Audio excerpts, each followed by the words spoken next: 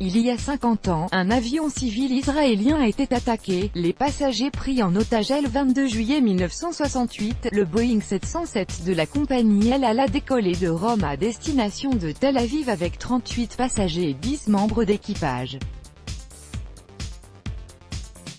Environ 20 minutes après le décollage, quand l'avion se trouvait à une altitude de 33 000 pieds, un maigre moustachu en criant quelque chose dans un mauvais anglais est entré dans la cabine de pilote. Le portail d'Italie se souvient du premier et dernier détournement d'un avion de la compagnie aérienne israélienne El Al. Le commandant de bord Odida Barbanel a pensé qu'il s'agissait d'un touriste qui avait trop bu, et il a demandé l'hôtesse de l'air de le raccompagner à son siège. À ce moment, l'intrus a sorti un pistolet. Le second pilote Moshe Pora a tenté de saisir l'arme de l'attaquant, mais en vain. Ce dernier a frappé 2 fois Moshe Pora à la tête avec le pistolet en le mettant KO. Puis il a tiré en l'air en faisant exploser une ampoule, qui a légèrement blessé Odida Barbanel. En tenant le commandant en joue, l'attaquant s'est emparé de la radio pour transmettre un message. Le vol 426 de la compagnie El Al est annulé. Nous nous dirigeons en Algérie. À cet instant, les complices de l'assaillant se trouvant dans le salon ont sorti des pistolets et des grenades en ordonnant à tout le monde de rester à sa place. C'est ainsi qu'a été commis le premier détournement de l'histoire de l'avion de la compagnie El Al organisé par 3 combattants du Front populaire de libération de la Palestine.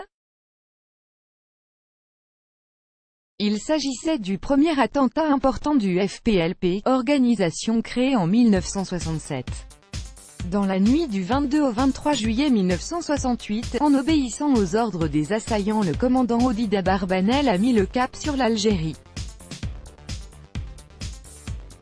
Une heure plus tard, l'avion israélien a atterri à l'aéroport d'Alger.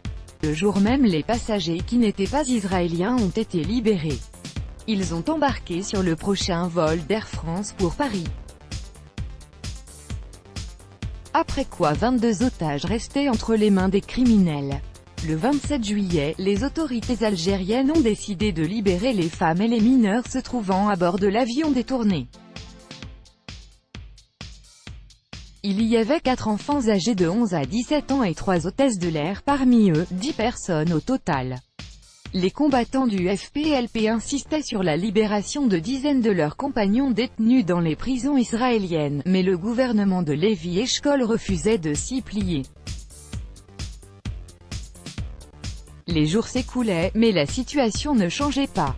12 Israéliens gardés en otage auraient été détenus dans une base militaire algérienne, selon le portail d'Italie.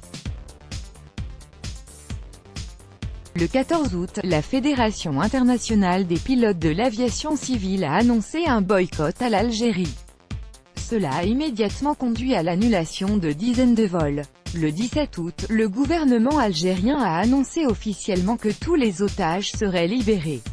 Il s'agissait du premier et du dernier détournement d'un avion de la compagnie El Al à ce jour.